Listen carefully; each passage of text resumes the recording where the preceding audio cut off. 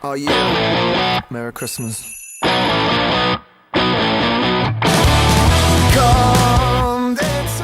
Hey, welcome to the first ever Admin Council blog. This is our way to kind of help y'all out a little bit. And what we thought, first of all, no one else wanted to host this thing, so hey, I thought I'd give it a whirl. Follow me today, and we are going to kind of go around the church a little bit and kind of see what's going on, what kind of things that you need to learn about, what you need to know about, some upcoming events, some special things happening. We thought this was a way that we could kind of save a little bit of time. Instead of y'all having to come all the way down here to the church, we figured make it easy for you. Just not log on, but go to the website and kind of check it out, see what's going on. So hey, why don't you follow me, and we're going to go try to see what's going on here in the church. So, come on with me.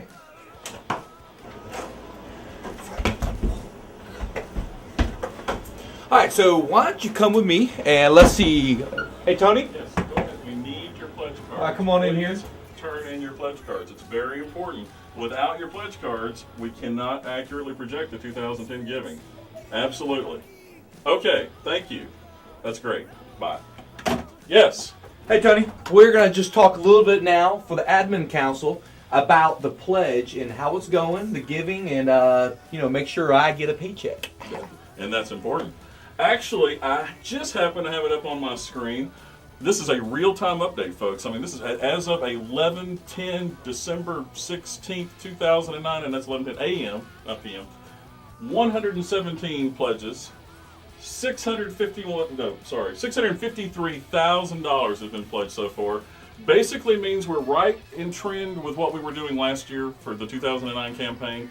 So it looks as if our budget will hold, most likely, for 2010. Still working on the analysis, still have pledge cards coming in. If you're looking at this and you haven't turned in your pledge card, turn in your pledge card. We need the pledge card. It makes my job much easier. Thank you, and have a great day.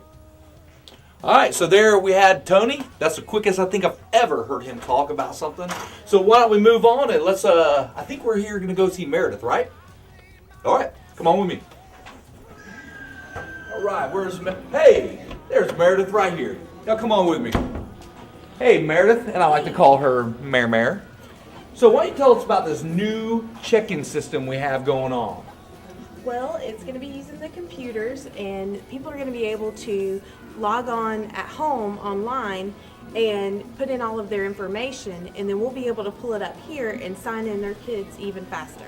And it'll print out stickers. Now, isn't it true that we're going to be able to use something maybe like a Kroger key tag car thingy? Yes. We'll have the little the bar scanners, and it will scan your little card, and then it will print out little Johnny and Susie a sticker to put on them. Cool, Johnny and Susie, maybe even Brittany and Bailey in my family, but we'll see.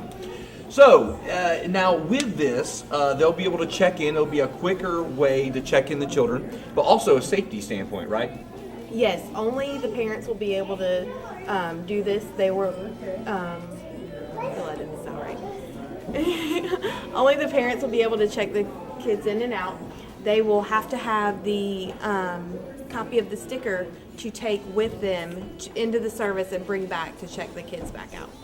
Awesome. Well, sounds great. We're excited to have this. Now, we're expected to have this up and going for Discoveryland in, do we know? The end of January. The end of January. Great. Okay, and then for down in Key West will be probably a month or two after that. We're excited about that. Are you excited, Meredith? I am excited. All right, so now I think, let's see, who else do we have to do? I know we have to talk to Frank, and actually now, why don't we go ahead and go into the worship center, and we're going to talk about Christmas around the world. Come on, y'all follow me. All right, now we're going to be talking about all of our Christmas events we have going on in December. What a great time. It's exciting for our church, and you know what? Who's a better person to do this than Brett Huckabee? Hey, y'all hold on just 1 minute.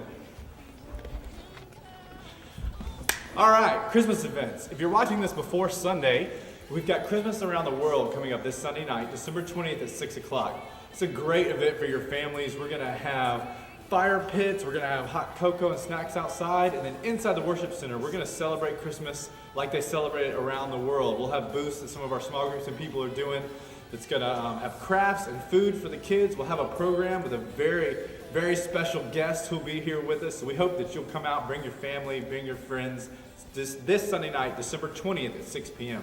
We also got Christmas Eve services coming up. That's going to be December 24th, Christmas Eve, Thursday at 4, 5:30, and 7 o'clock. What I need from you guys is if you would be willing to help with communion at any of those services, would you contact me either at the church or email at brent@placeofhope.org, or you could even leave a comment in the comment section of this blog and let me know that you'd be willing to help with communion and at what service, and then I'll call you and get in touch with you, and we'll get you in on that. But we're going to do communion at every service, so we need lots of help from you guys. Last thing is December 27th. 2 days after Christmas, it's a Sunday. We're only going to have one worship service at 11 o'clock that day. So don't come to the 9 o'clock service unless you just really want to hear the band practice early. But if you want to just come to worship, come at 11 o'clock. Make sure you tell all your friends and your neighbors and all the people you know who come to Hope that we're only going to have one service at 11 o'clock that day. I think that pretty much knocks out the Christmas events. We hope that you'll be able to be a part of all of those things. I'm going to pass it back over to Michael here, and we are going to go, I think, and talk to Frank next about some exciting stuff coming up in January. All right, so here we are. Now we're going to throw it over to Frank, and he's going to tell us a little bit more of what's going on. Thanks, Michael. We got 2 big dates coming up in January that we're really excited about. The first one is the first Sunday in January, January the 3rd. We're going to have a big baptism celebration. And we always try to make baptism special here at Hope because it's an outward and visible sign of an inward and spiritual grace, a commitment that we're making to live our lives for Jesus Christ. There's 3 modes of baptism that we practice in the Methodist Church. First is sprinkling, which we usually do with babies. The second is pouring, which you see us do with most of our adults. But the third one is immersion, which represents our dying and rising with Christ. And we've had a number of people who wanted to be baptized that way. So we said, what if we put everybody together? Let's do that as one big celebration event on January the 3rd. So if you've never been baptized and you would like to be baptized by immersion, I'd love for you to contact me and let me know and let you be part of that service. It's going to be a great day in the life of Hope Church. And the week after that, we're going to be kicking off a very special message series. It's based on the book by Carrie and Chris Schutt called 1 Month to Live.